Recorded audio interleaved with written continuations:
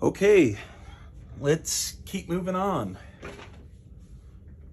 Chronicles of Drunagor waits for no man or woman. It's very early in the morning, so if I sound like a busted up wreck of an old man, it's because I am a busted up wreck of an old man. Up at 5 a.m. filming this because you all deserve Chronicles of Drunagor content, and for some reason I can't sleep, so let's do this. Vorn's up. So I made a couple rule mistakes in the last video that I have since corrected. One of them was I wasn't putting you're supposed to put these rune tokens over on the tracker. I still don't know why it hasn't occurred yet, whatever nefarious plan or consequence of that is. But I did go ahead and move them back over there. So let's keep moving forward. Vorn's up on the initiative track. So he's gonna spend his free movement, 1, 2, 3. And then of course he's also going to investigate that weapons rack slash weapons table slash whatever. All right. So what is he going to take? Ooh, a shield. He's gonna pick up the shield. Definitely.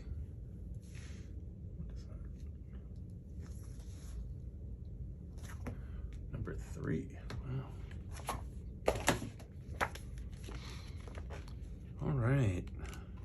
Oh, I'm excited. I like shields. I like sword and shield archetypes in games. Pick up the shield. With a grunt, you lift the heavy shield from the wall, turning it over. You find your face smiling back at you from the brightly polished surface. To your horror, your visage begins growing old at a terrific rate until your flesh falls away, revealing an undead creature. You feel the touch of darkness upon you. You gain 1 curse cube. Oh, okay, great. So in the previous video, I think it was the previous video, I noted that I haven't actually run into any of these that had any kind of negative effects up until now, and now I have. Interesting. So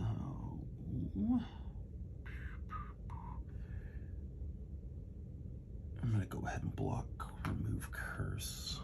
Pietro can take care of that for us. And then that's it for the weapons rack. Okay, moving on. Vorn's activation continues. What's Vorn gonna do? So obviously he's gonna open that door, but he's not close enough to do it, so he's gonna have to spend a cube to do it. He's gonna spend a red cube to move right here, and then he's gonna interact with the door. Okay. The cellar. You enter a long, low room, half flooded with stagnant water. Scattered and destroyed kegs testify that it was once a storeroom for liquids. Trapped in a low area at the far end is a pool of shadow, from which tentacles of darkness grope about the walls and floor. Within its featureless whirlpool, a sickly green luminance forms, faces hideously contorted with looks of abject terror. A loud slamming sound draws your attention to a pair of figures shambling towards you, their eyes blazing with the same noisome green radiance. The darkness has given them life, and now they want yours. Very nice. Very thematic. It's funny, this game is an interesting mix of like really weirdly poorly written, it's goofy spelling errors and misprints and such, to the extent that you can tell that it wasn't like written by a native English speaker. But then the narrative is rock solid. Like, it's, I don't know, it's an intro. They must have had a different person write the narrative than they did the actual like rule book, because it's just like the way certain things are phrased and framed in sentences, it doesn't flow in the kind of perfect English structure. You know, like, I don't know, but the narrative is really pretty decent. That's not the worst board game writing I've ever read, for sure. So we got all sorts of stuff going on here.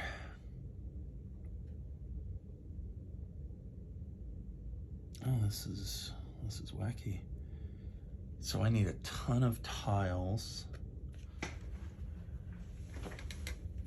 All right. So we've got our environment set up here. Got our door. Where's our door?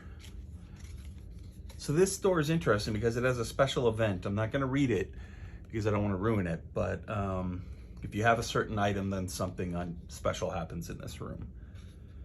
In terms of the enemies that we're spawning, we are spawning a Shadow Knight and 2 Executioners. So things are getting a little more interesting. So Vorn has used one of his movement that he got from his red cube, so he can still move 2 more spaces. But this is interesting because I can't move up to here without spending additional movement, basically, because it's elevated. So it's trying to guide you down here to deal with those guys. And then we've got the enemy cards. Executioner has Cleave, so I'm gonna want to make sure I don't bunch up. The Shadow Knight, yeah, we'll deal with him when the time comes. This is currently basically like right there. All right. Some wretched new monsters to face. Like I said, it's 5:30 in the morning, so you guys are gonna have to deal with me, like, gently sipping on my coffee because it's hot. And I refuse to silence my sips. I wouldn't even know where to begin, guys. Okay. So there is just a question of Vorn's remaining movement, because it's just a question of does this immediately, he's moving into water, does it immediately trigger -1 move? So in other words, I guess it kind of doesn't matter because he's only got 2 movement left.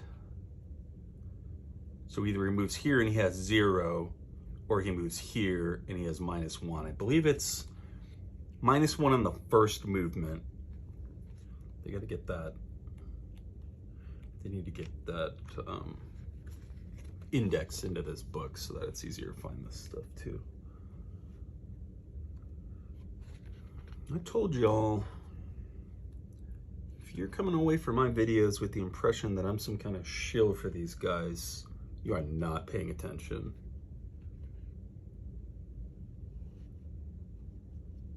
There's all sorts of stuff that is slightly irritating about this game. There's just not a whole lot that is hugely irritating about this game. Seriously, why would this not be right here? This is the movement section. I guess it's in the terrain section. Boy, this is a beautiful rule book though, man. I'm telling you that the component quality here, like this, it's just not that, like, it's thick enough that it has like a hard edge, you know, unlike, it's not that stapled kind of, you know, soft edge that something like a CMON rulebook would have. It's quite nice. Moving through water makes characters go slower than usual. When a character steps into a water terrain, it immediately loses 1 square of movement for that action. That is really vague. So does that mean they're all water terrains? So when he moves here, does he lose one? And then here he loses one, and here he loses one? He loses one in the act of moving into the water, and then that's it. And I know I've done this before, so I could probably go back and reference what I did previously, but I won't do that. It sounds like a lot of work. It says moving on to a water terrain, and I suppose the whole thing is water terrain, so I'm gonna say that you lose it on the first movement and then you're kind of good.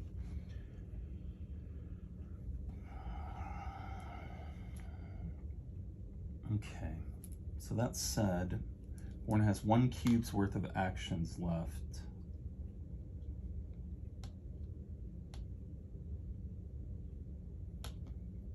I'm just gonna say he could use battle focus, but then he's losing a cleanse because, or he's losing a focus because he's full up already.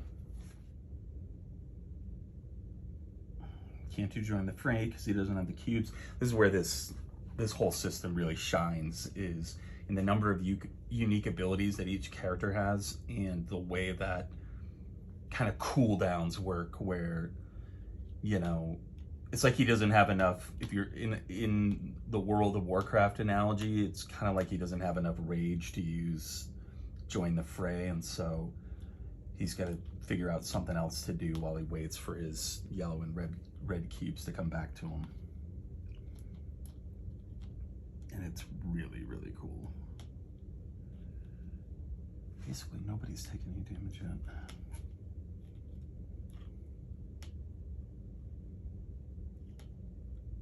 He'll just pass the rest of his turn, that's fine. He's not gonna do anything. I don't wanna waste the cubes. All right, so it comes straight to our friendly executioners, who have 8 hit points each. Let's just go ahead and use this thing. I don't love this thing. I would love this thing if it were dual layered. CGS, if you're watching this, you want a suggestion how to improve this game, make this dual layered, because it sucks having it slip around. And I know the camp thing is on the back. I don't care. Cut it out of cardboard, dual layer this side, leave this side alone. You know, just flat. That would be really cool. It still takes up a lot of space on the table, but at least then you don't just have these random goofy cubes floating around. Okay. So, I don't remember what color cube you're supposed to use for these jackals, but I'm going to use these. So the Executioner activates. He's a melee striker, cleave 2, bleed 2, move 4. So basically this guy's going to go 1, 2, 3,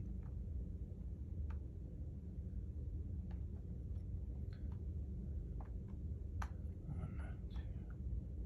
I'm going to say he's going to go 3, 4.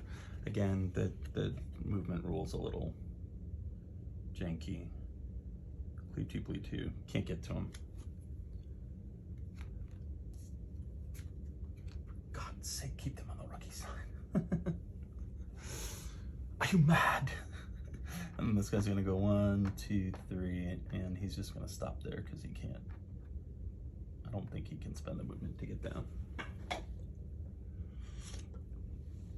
Again, there's somebody out there who knows this rule perfectly because they are paying a lot more attention and have a lot more time to focus on one particular game. And so it may well be that he could move down there, but I'm going off what the rulebook says, and if he doesn't have the movement to spend, to me, then he shouldn't be able to do it. So I'm gonna leave it there. So that's it for their activation. And then you've got this giant Shadow Knight. It's a very cool miniature. He's got ranged and melee attacks. Shield 2, range 2, strike 1, knockdown. Okay, so he does just get shields just like Warren. Man, I moved all this crap around because I had people over and now we don't know where any of it is. No. Always working to innovate. I'm putting up new lights in my basement. Trying to get the lighting better. I'll figure out a way to remount this over the long part of my table, maybe this weekend, and then these videos will really start to shine. It'll be very exciting. Shield 2, range 2, strike 1, knockdown. I'm just gonna say this guy's aggressive, so he wants to get up into the mix. So he moves here, but he's got a ranged attack, so he's not gonna engage until he needs to. Whenever a character is directly adjacent to an enemy miniature, they are engaged. Right. But does multiple levels constitute engagement or adjacency?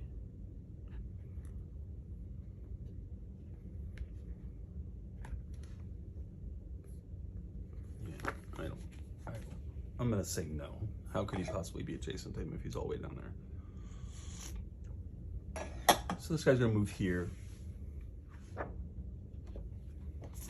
gonna have to edit the hell out of this. This was a bad idea. Yeah, so he's targeting Born. So he's doing a ranged attack. It's doing 5 damage. It's got strike 1. So that only happens if he gets hurt. So Born is going to soak up 3 of that damage with the light thorn mail and retaliate 2 on the baddie, which is going to knock away his shields. And then Pietro is going to use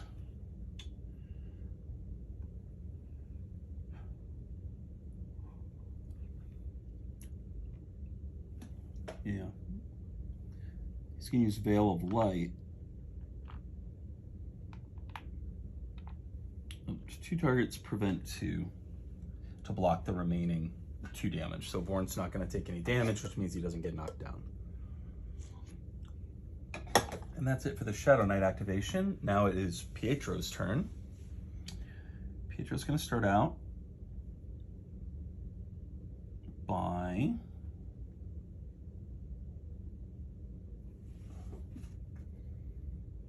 he's just going to do a move action to here because he has advantage over these guys because he's elevated. So he's just going to rain misery down on that executioner from where he's at if he has the range.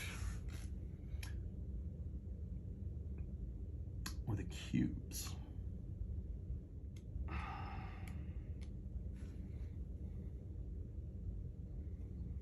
Yeah, just +2 to your +2 hit to attack rolls.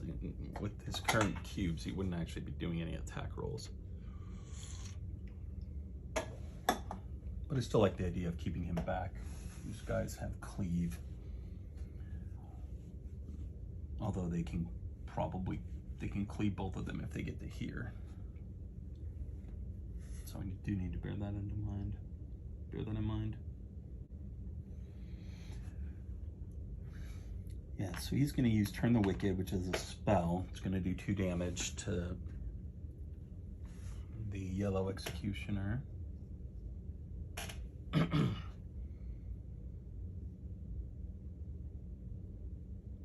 Intimidate 2 and push 3. I don't recall what Intimidate does. Side of a dungeon tray is an obstacle, so it can't move up. So that's good. See, that's the way all the rules should be written, where they account for every possible kind of permutation. Intimidate. Affected character has -X damage. All these tokens are discarded after this character performs its next attack. Oh, okay. And it's stackable. Great.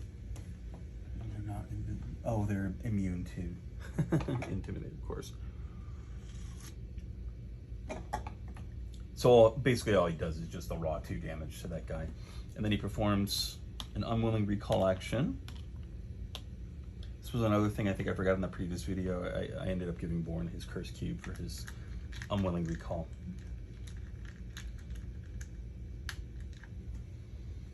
So Pietro it's going to take a curse.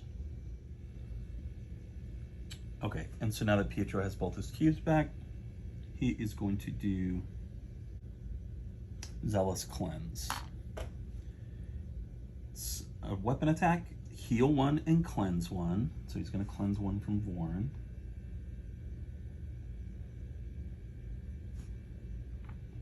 Cleanse. Divert. +0 to hit. 11. Rolls an 11. So he's definitely hitting. He's doing 3 more damage to that guy.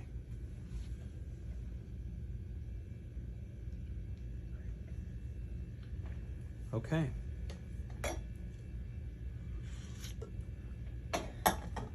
That's it for Pietro. Come around, we draw a rune.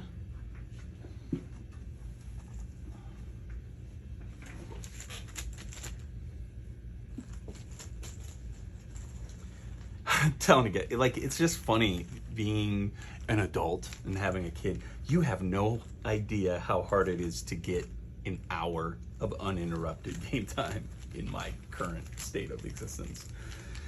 Like, it's wild. There was a time when I could have sat here and done this all day, every day for like a week. I would take a week off vacation, take a staycation, and just sit here and ram through this game. That's just not the world I live in anymore. Okay, so we get red. It's a big boy. It is a big boy. It's like I'm sitting here thinking to myself, like, man, I really need to push through this game. And I'm just reminding myself, yeah, that's not a thing anymore. You don't live in that world. Pietro takes 2 damage, which he soaks with the shield. And then these stack right up there. I'm so intrigued to see what happens when that triggers. I mean, if I had read the rule book a little bit better, probably. I'm sure I would already know, but I didn't, so. All right, comes back around to Vorn's turn, and I know just what Vorn's gonna do. He's gonna do Bull Rush. Start us off. Move 3, up to 2, target adjacent enemies, 2 damage. It's gonna hit those 2. 2 damage.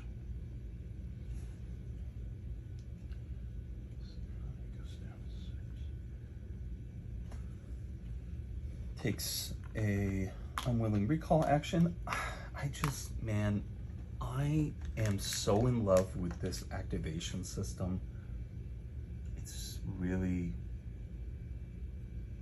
embarrassing how much I love this system. It is just such a great idea. It's what I wanted from Conan and from Gotham City Chronicles. But those games are just filled with arcane rules and symbology and just not as like dynamic a set of actions. You know, it's like you can spend cubes and move and on an attack and such, but the fact that these are all or mostly unique, it's kind of funny because I chose the roles that these characters kind of inherently play, if that makes sense. So that's why there's a lot of duplication here. Like, as a defender, Vorn has divert, but he also has divert on his character card. Pietro's the same way. He's got Veil of Light on both cards here. So I might mix it up next quest, because you can change it mid campaign. But anyway, so he did that, 2 damage, and then yeah, he's gonna do Whirlwind of Steel. Self, shield 2. Up to 2 adjacent enemies, 1 damage. Killing him and knocking him down to 5.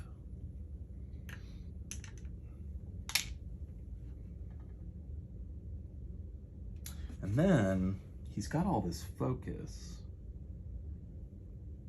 Wow. Yeah, he's gonna use Hammer Crush. This is gonna be badass. So throw that there for now. 2 attacks, +3 hit, +3 hit, +2 damage. Man, this guy is toast.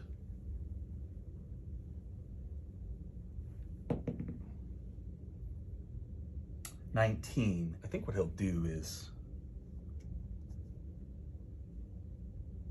now that that other guy's dead, he can use his movement and come right there. I'm kind of over just staring at the wall, trying to figure this stuff out. So I'm gonna say he can move there and use this Hammer Crush.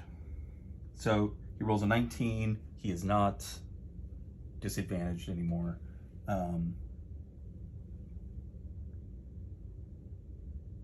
so that's more than enough to hurt that guy. He gets, what does he get? Hammer Crush +3, hit +3, hit +2. I do need to look just at the way that the skills are actually written. So it's very specific. Yeah, so it counts on both. So he's doing +2 damage. He smashed that guy, which triggers tactical advantage, which is what I was looking for. Did I already give that to myself? Nope. And he's doing 6 damage to him. 5. Which kills him anyways.